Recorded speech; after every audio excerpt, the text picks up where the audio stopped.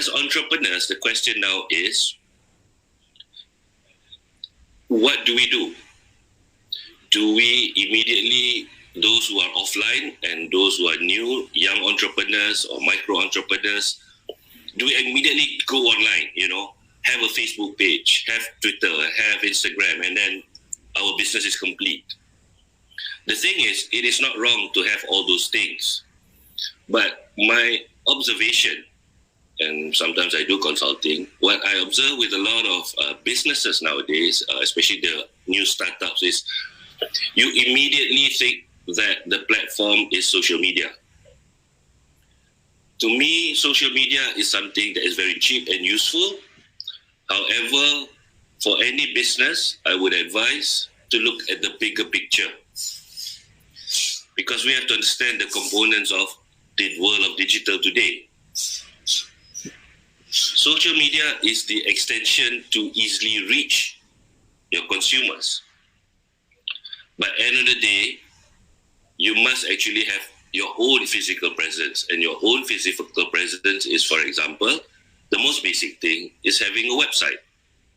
So what I'm trying to say here now is, before starting an online business or shifting your current brick and mortar business to an online presence, is to plan first how your business will be in the digital world. For example, because I'll try to advise based on costs. So for startups, they don't really have to spend too much. So the first thing is, as the earlier speaker mentioned, having your own marketplace and all that, is you can cut costs by joining marketplaces. Marketplaces such as Shopee, Lazada, and all that. But the question is, when you're in Shopee and Lazada, yes, you can make sales, but there are hundreds and thousands of other retailers in there. So how do you get yourself seen, recognized in such a big e-commerce space? Meaning, like it or not, you still have to spend advertising on the platforms, which is not wrong, which is important, because you need to get to get your products everywhere. But before actually doing that, I would usually advise people to have your own website first. When you have your own website, a lot of third-party platforms out there that is just very cheap, and it's just a matter of drag and drop, pay a very small amount, get your e-commerce back-end ready, payment gateway, and then put your products in there. But the most important thing, in your website, you must clearly define to your target customer what is in the website. Why do they need to buy your products? Because if you were to sell your products in third-party platforms such as marketplaces, Facebook, Instagram, and all that, it is not wrong. It is great. However, it is quite hard to actually explain to the consumers, to your target market, what is your product? What are you all about? What makes you any different from anybody else? So first, if I were to advise, I would say focus first on building your website. Get as much content in there. When I say content, I'm talking about product descriptions, put in the videos. When I say videos, you don't have to actually put the video on the website. You just link it from YouTube. So you actually cut your costs there, because when you build more videos in your website, then there'll be data costs in there. So simplify the website, but get as many information in there.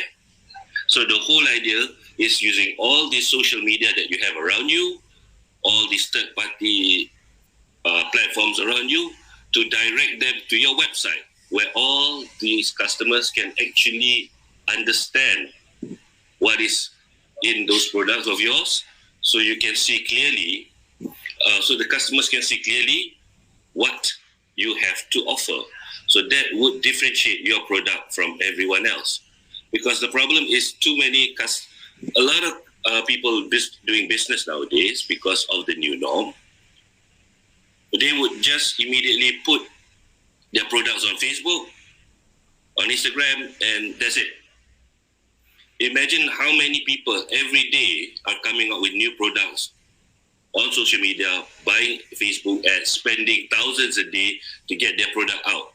And whereas a new business have a little budget, how do they rival the bigger companies with bigger budgets?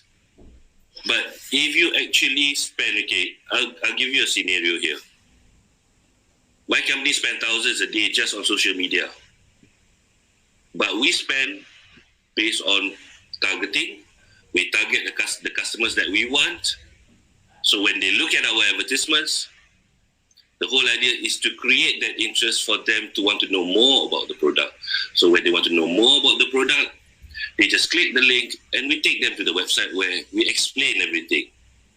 And if it's unclear, what we can also do is, like nowadays, with most to make it more interactive, is to have them directly push to the for example, WhatsApp or whatnot, where they can communicate directly.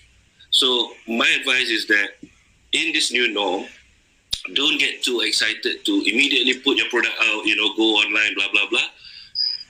First, build your own digital assets. Because when you build your own digital assets, the most important thing, for example, like when you have a website, the plus point of having a website is that you can collect the database of your customers. The moment they come into the website, you can write stuff in there to make them interested.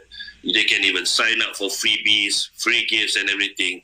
And that database is very critical because that is the thing that is in the world of digital. Database is what we call the gold standard.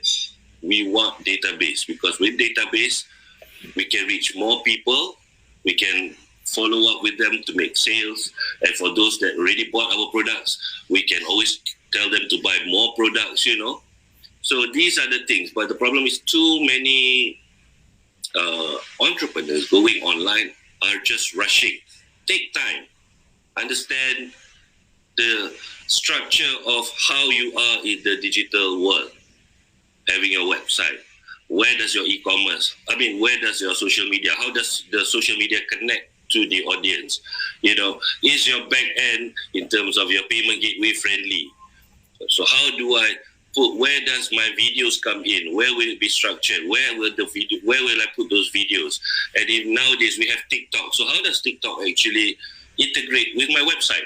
All these things need to be planned first, because we want to avoid unnecessary costs. Because when you go rushing, spending on all these things, but in the end, you have to backtrack and realize that, I actually have to build this first, that first. So what you have spent earlier, not to say it's wrong, but you can spend it wisely without spending too much money to ensure you get the customers that you want. So understanding the new norm now is to ensure that, for me, my honest opinion is to get the customer experience. Because like I said, everybody's online now. Maybe late last year, the amount of people buying online is less. But now everybody, I'm talking about the young, the 20s, the 30s, the 40s, the 50s, even the 60s are going online to buy products, especially the 40s above. Because previously, if you look at 40, 50, 60s, they are very particular. They would rather go to the physical shops to actually buy. But now, because of the current pandemic, there is no choice. So our purpose as entrepreneurs is to ensure that the customers get the best digital experience when they go online. So from the moment they see you through an advertisement, they get interested. So how do you get them to convert them to come to the website, for example, to read more about your product? And from the website, they will be exposed to other products that you have, the offers that you can give, and if they're interested, they will buy. And the most important thing is you can actually collect data. And by having website, you can also integrate using Google Ads, Google AdWords. These are the things when you actually build, when you plan properly, you can pretty much give them the full experience, so the customer actually we believe in your product, we believe in your brand, so they have no problem spending with you because they see that, oh, this brand has a very convincing digital presence because pretty much everything is there. Okay? Moving forward, the other thing that we have to understand is that it is just not about selling products, even service for that matter. So it goes both ways, whether it's service or it's product. End of the day is about educating customers by giving them as many information as possible about your product online. So that's pretty much it. Okay, I wouldn't mind if the moderator has any questions because I'm more of a Q&A person. So if Cik Nurul could get the audience to ask questions, I would be more than glad to answer them. Yes, sure, Mr. Wando. It's very interactive sessions because one of the things I do believe that due to this pandemic event, the digital entrepreneurship or entrepreneurship platform has become one of the most major part that every entrepreneur needs to use. I would like to address one question from Yusrina Yusof. So the question here states that, Mr. Wano, do you think that this digital entrepreneurship transformation is just a trend during this new norm and will be back to the normal norm? For example, here is in terms of the physical store after this pandemic gone. So what do you think, Mr. Wano? All right. We can look at one perspective. Okay, from the business standpoint, as a business owner, there's a lot of businesses previously who are not online. But because of the pandemic, majority of them has gone online. And they realize one thing. By going online, they realize, oh, I actually save a lot of costs.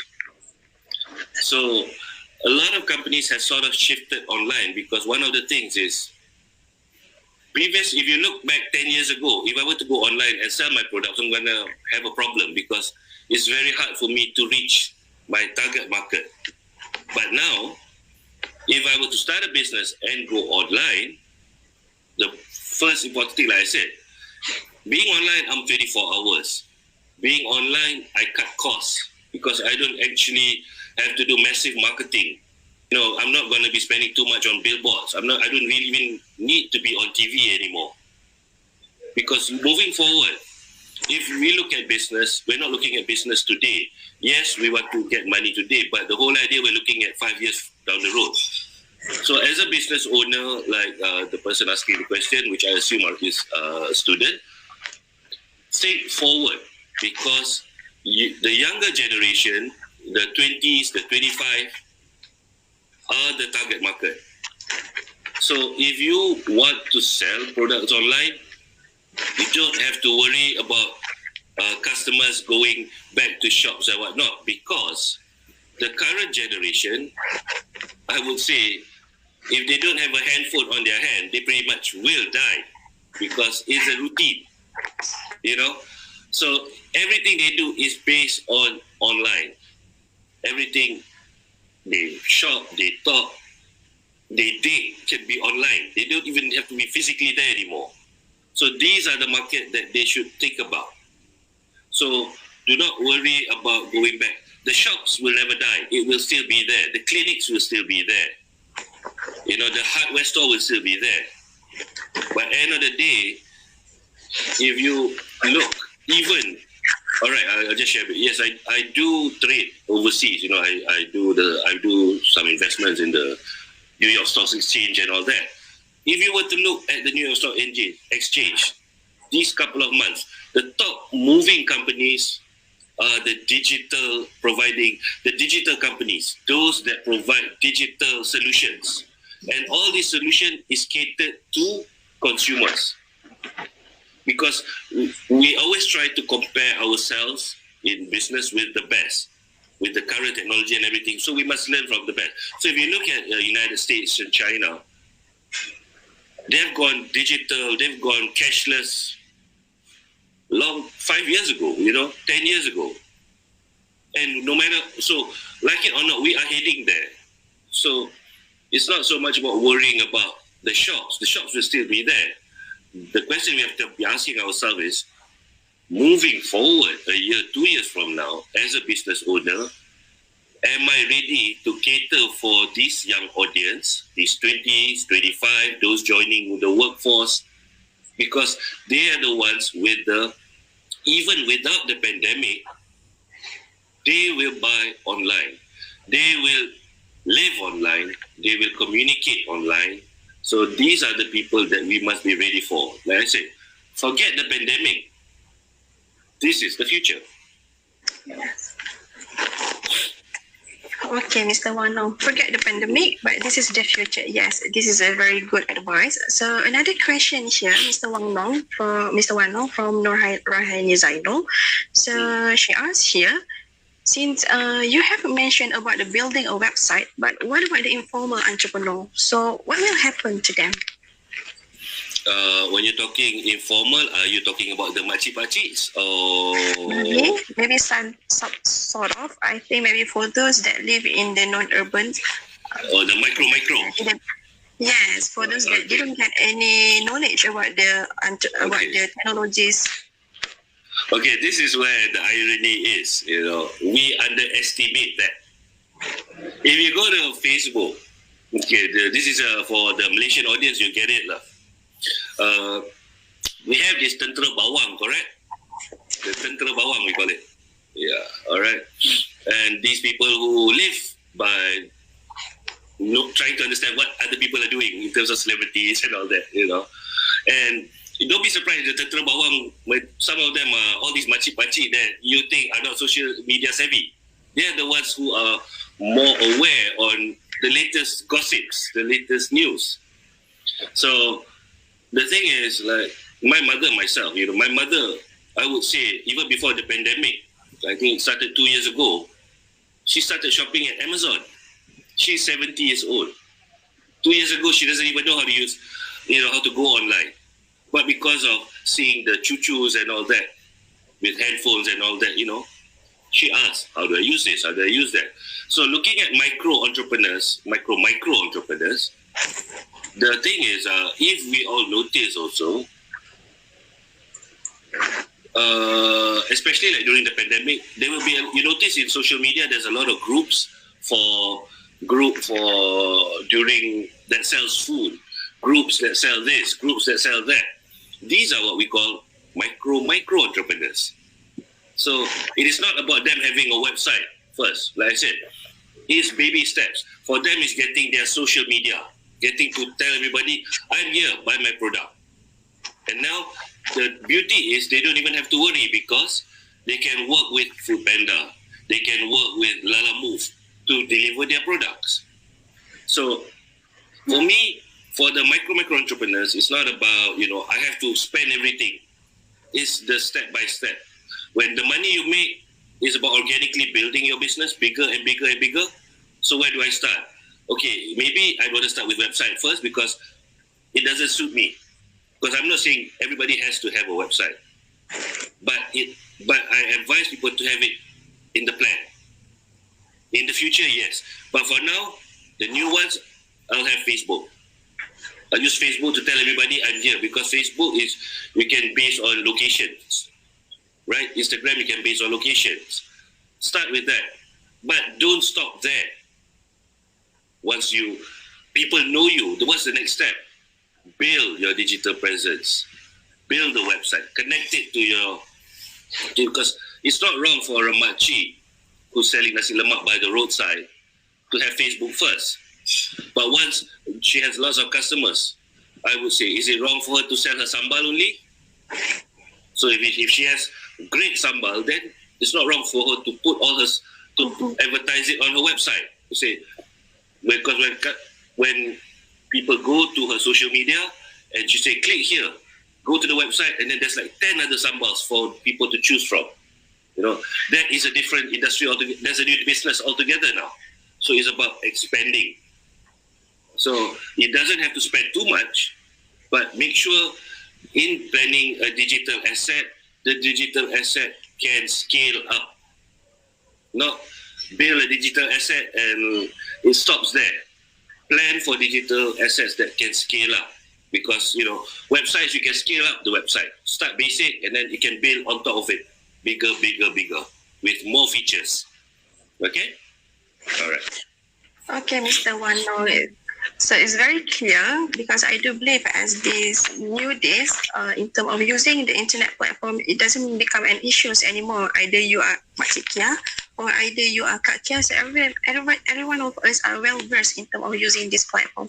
So I would like to highlight another question here from Shafika. Mm-hmm. So, morning, Mr. Wandong. Digital entrepreneurship is quite new, especially to an older age group. How to cater or encourage this older age group to use the digital platform in their business activity? So, I believe this question is in terms for the senior. Yeah. So, the thing is, for any business, especially the family business, the small-scale family business, they're very particular about spending money usually. So to me, like I said, opening a social media page, for example, just having a page, having an Instagram business account, having a WhatsApp business account, is free. So the whole idea is to convince the older generation is to show them first by building it for them. Especially like, let's say you're the daughter, you're the son, and your parents don't say, no, I don't want to do this because it's hard, because it's going to cost money. So for me, I was always advise them, because I have actually lectured before to the older generation. It's free. So just build it. There's no cost involved. Because when you build it, then you just show them, say, it's done. There's no cost involved here. What? Because they worry too much because what they say is too complicated, blah, blah, blah, all that. But it's not. It's just a very straightforward thing. And for example, if I were to, even though it is a small let's say sundry shop or a small mini market, by having Facebook, you can actually promote your shop. You don't have to promote the whole of Malaysia. You can just promote it at your neighborhood. So everybody in your neighborhood would know the latest promotions that you have to offer. And it's not like spending, like at our level of business, yes, we are spending 4, 5, 10,000 a day just on social media. I'm talking about $10, $20 already. You're spending $10, $20, you're getting a reach of what, 1,000 to 5,000 people in your neighborhood. So the math is very favorable to the little shop owners. So they shouldn't be afraid. But if you are the sons and daughters of a business owners, don't wait for your parents to ask permission. I would advise you just do it because it's free. Okay? Okay, Mr. Wano. I would like to highlight one comment from Joyous Julia here. Forget the pandemic, but this is the near future. So I do think that we can use this as one of the hashtags for today. All right, Mr. Wano. So maybe I would like to post another last question for today from Hazrina Hasboba. So, salam and good morning, Mr. Wano. My pleasure to see virtually in this event today. By realizing that due to the pandemic currently make it many entrepreneurs visible through online selling their product via various platforms, but there are still many of them do not know how to start. So what do you think the barriers that might hindering them actually in terms of to go further in terms of using the online platform? Okay, it's a bit vague there, but I would say this. Tak kenal maka tak cinta, right? Our Malay saying, right? So if you don't know, you don't love that thing. So back to where we are now, the current situation. Do understand in any business, there will be, you can't say digital. There will still be the offline aspect of the business. Like myself, I have factory. And, I even have a plantation. There is still that physical element where people actually have to go to work and do the manufacturing and all that. When it comes to online here, what we have to understand is whatever we build physically, it has to go out to the public. The thing is, when the thing goes out to the public, what people need to understand is, for example, like we see 11/11, that promotion, Singles Day and all that. People will find the cheapest thing online. Okay, the thing is, if we ask ourselves honestly, if we want to buy something online, okay, or if you want to buy anything offline also, same scenario. If the thing costs more than 500 ringgit or 100 ringgit, the question is, do I actually buy it or do I Google first to compare price? Yes, because we will compare price because that's our habit. And maybe those who do not do that are those people with money who just spend and buy what they like. But that takes a minority, the people with money, the ones that are making big bucks. They're the small. Malaysia is made of, I would say, 60% the below average, and there's a small percentage, the middle ones, and then there's the high income ones. So, as the business owner, we have to understand and not be afraid. Ask ourselves, who is our target market? Is the product we're selling catered for the people with those high income or the middle or lower income people? If we understand that, then we understand that these are the majority, these are the people that we need to cater. But do I have money to buy TV ads, radio ads to reach this majority of people? No, because it's going to cost you 40, 50, 100,000 just to go on air once. But if you're on the digital world, I spend, like I said, don't compare to businesses, the big, for my level of businesses where we spend thousands. I'm talking about spending $50, $100 a day to reach thousands of people as compared to spending on radio, on TV. I still get the reach I want, and most importantly, I can choose who sees my ads, who sees my promotion. So for somebody who is still, back to that question, for somebody who's still afraid to go online, tell them that is the thing. If you don't go online, you will have a big problem in your business, because how are you going to get across to all these people? Because all these people are online and you're not.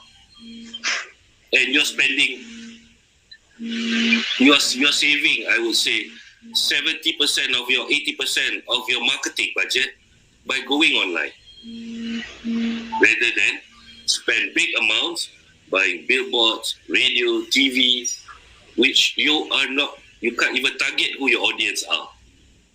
But you spend $50, $100, you can actually target the people that you want. So,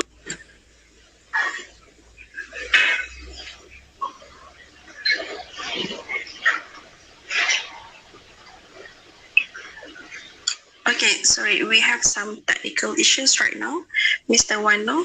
So before we end this session, I would like to wrap up. So I would like to highlight the most key point highlighted by Mr. Wano.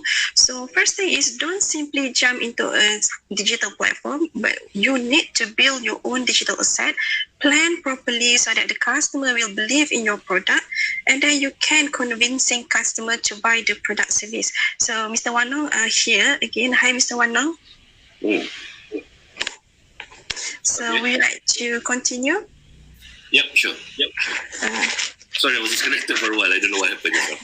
Exactly, Mr. Wano. So I just wrap up some of the advice. The most key point that had been highlighted by you previously is you don't need to simply jump into a digital platform, but you need to build your own digital asset, plan properly so that the customer and will complement with the existing platforms out there. Complement. Yes. Yes, the most important thing in term of the online platform is you need to convincing your customer in terms of buying your product and also the services, isn't it, Mr. Yes, Wano? yeah. Because there's so much products out there, so it is important for you to stand out from the rest. It is important for the consumers to know what you are all about, what your brand is, or you would say what your USP is and all that. So there is a point of reference where they can go and actually understand these things. So these things, when they read the digital assets that you have, be it the website, your videos, your social media, all this, but you must create your ecosystem. But at the same time, the third-party platforms like the Lazadas, the Shopees and all that, you utilize it, marry it with your own digital asset. Because when you depend too much on the third-party digital asset, third-party platform, you cannot dictate too much things. You'll be one of hundreds of thousands of people in that digital space. That's the issue. Okay, Mr. Wanong, since we have a time constraint, or in Malay we might say that masa sangat mencemburui kita. Yep. So it's a very good sharing, and then we have a lot of feedback from our participants, from our audience here. But we need to end up your session here. Thank you very much, Mr. Wanong Muzaffar, for the informative and a very interesting talk. I do believe that every one of us already understand what is actually the usage of the digital platform. And ladies and gentlemen, finally we come to the end of our first keynote speaker session. We would like to say thanks again to Mr. Wanong Muzaffar for an informative and interesting talk, and to the audience for your very active participation for this whole first keynote session. And hopefully the presentation will be beneficial for everybody. So next, I will pass